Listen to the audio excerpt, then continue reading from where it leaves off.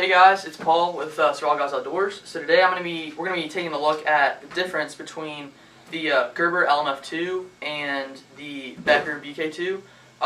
Both really, I guess, popular survival type knives. So yeah, we're just gonna be taking a look at both. So stay tuned.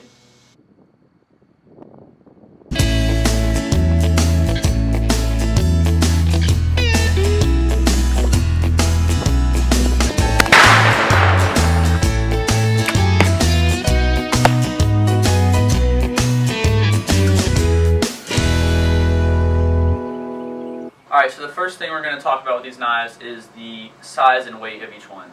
I'm going to be talking about the Becker BK2 because it's my knife. Paul's going to be talking about the Gerber. So first off, the blade length here, the knife has a 5 1/4 inch blade. It's 10.5 inches overall, including the grip. So that's so the grip too is 5 1/4 inches. Pretty good sized blade for a survival knife. As far as weight goes, the knife itself is, by our scale, 15 ounces, so about a pound. And then with the sheath, both together, it's a pound and 3 ounces. So it's definitely a pretty hefty knife. It's pretty heavy. That's good for chopping and that kind of stuff, but it does get kind of heavy if you're carrying it. So it's not necessarily the best knife to carry on your waist every day, but it is definitely a hefty knife. So. Alright, moving on to the Gerber LMF2. So I'll talk about length first. So we have a 4.84 inch blade, and then the overall length is 10.59 inches. And then the weight of this knife, just the knife itself, is 12 ounces, and then with the sheath, it's 1 pound and 3 ounces. So compared to the Becker BK2, it's pretty much a tie, length and weight wise. So alright, so the Gerber compared to the K-Bar, I mean, as y'all can see, of course the blade is a little bit shorter than this one here, but it's pretty much a tie, weight wise, because both, with their overall weight with the sheath and everything, is the same, exactly the same weight. So alright, so now I'm moving on to durability, and I'll just tell you right now, the Becker BK2 definitely wins in this category. First off, with the blade is a 1/4 inch thick, so it's definitely heavy duty and durable. It's made out of 1095 Crowband steel. The grip itself is what they call ultra mid. It's basically just kind of like a hard plastic. It's not super textured, but it is really solid. I haven't had any issues with it denting, or it doesn't have any marks on it. So it's definitely a really solid knife. The only issue I've had with durability is the coating on the blade. As you can see, it's kind of wearing off. A lot of people have stripped it off, but that's the only problem with durability. The sheath also is very durable. It's a hard plastic. Locks the knife in well, and the nylon on it is also very heavy duty. So yeah, the Becker BK2 is definitely a very durable knife.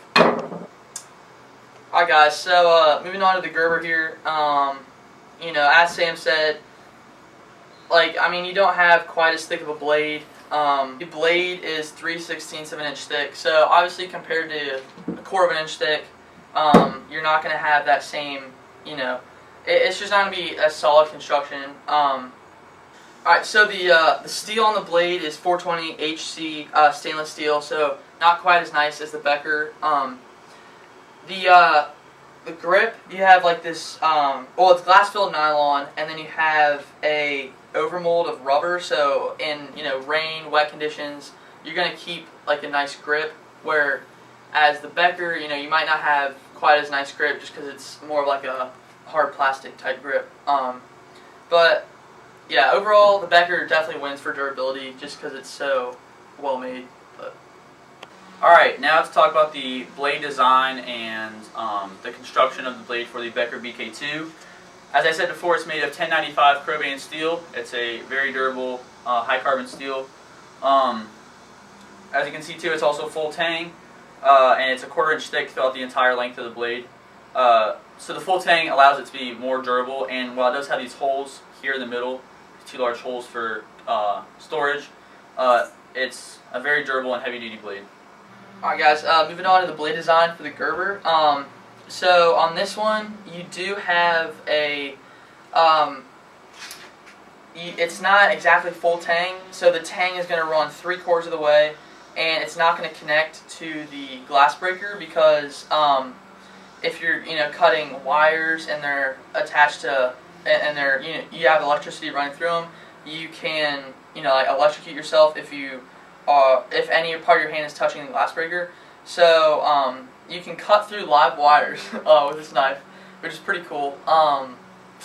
So you can also see this knife is serrated, which a lot of companies are trying to move away from that now, just because it doesn't make the knife as versatile to some situations, which is a little bit of obviously the Becker isn't serrated, which kind of makes that better in that category. But overall, the Becker does win in this category, just because of the full tang construction. Alright, now I'm just going to compare the ends of these knives. So the Becker BK2 has the pommel, and the Gerber LMF has more of a like a sharp glass breaker. Both of them are useful for their different purposes. BK2, it's obviously flatter, so you can use it to hammer, and it also has these corners, so it can be used to pummel things, hammer things, or to break glass.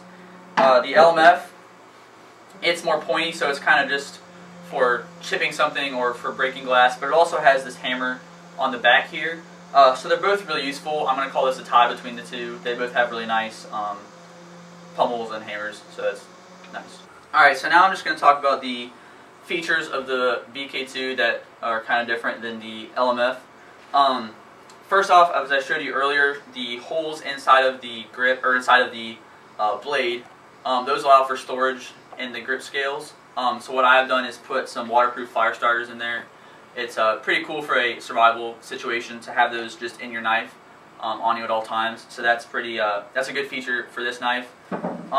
As far as the sheath goes, the sheaths are actually pretty similar, as you'll see in a minute. But the back here, you have this part can come off of this main part, so you could just have this the sheath, this hard plastic part itself.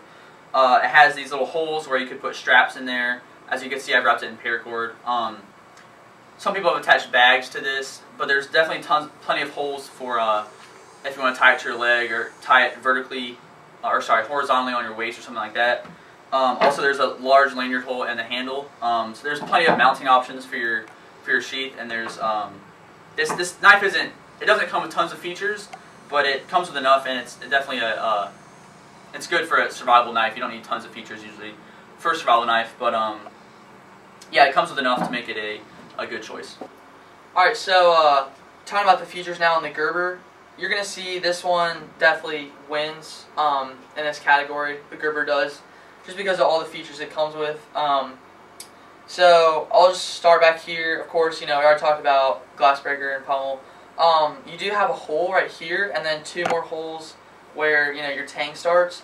So that can be used for lashing it, I guess, or attaching it to a like a stick, so you have like a spear. So that can be useful for a lot of stuff. And then you have like textured jimping right here, so you can get a nice pressure point with your thumb. You have, I guess, serrations, which again are kind of a downplay, I guess, but I'll talk about the sheath. So you have a lot of attachment points just to keep everything solid, and then you have your, kind of, a lot of Gerber knives have this kind of locking mechanism, and the Becker did too, but that keeps it in there really solid. Kind of like the Becker, you have a lot of holes on the side, so you can mount a lot of different stuff on there. So you can also just Velcro these off, and the whole sheath slides out just like this. So you can actually take this off. Sorry. There we go. Alright, so this piece actually comes completely off. If you want to just carry it like this, again, you can carry it horizontally or any way you really want to. And then another kind of cool feature is right here. You see the slot. You can sharpen the knife basically by just running it through and then running it just like that. And it has a stone inside that sharpens it. It's not the best sharpener, but it would work if your knife got dull in a survival situation. So, and then back here you do have your MOLLE straps. You can attach it to a MOLLE system, and then you have a belt loop. So, yeah, it's pretty much all for the features of this knife. Alright, so real quick, I'm just going to talk about the customization options. The K-bar is definitely going to win in this category. I'll just run through why real quick. You can completely change the handles if you want wood handles or laminated type handles, or like micarta type like material. And you can easily do that because you can easily take off the panels on the side, which Sam showed y'all. Whereas this one, you can't really do anything with the handles. Again, both sheets, you can do paracord wrap, which you can see Sam has already done. Looks really cool on there. You could do it with mine. I haven't really done that yet, but that's pretty much it for customization. Again, the Becker probably wins in this situation, but. Alright guys, finally we're going to compare the price between these two, and this is about a tie. On Amazon you can find both of these knives for around $70. The MSRP from each of the websites, from the Gerber website and from the K-bar website, is over $100, but you can find it for like $65 to $70. Price is about the same, so that's a tie. And in conclusion, I think the BK2 is definitely a better survival knife for heavy-duty bushcraft or for camping, any of that kind of stuff. However, if you want more of a tactical survival knife, the Gerber LMF2 is definitely a great option for that.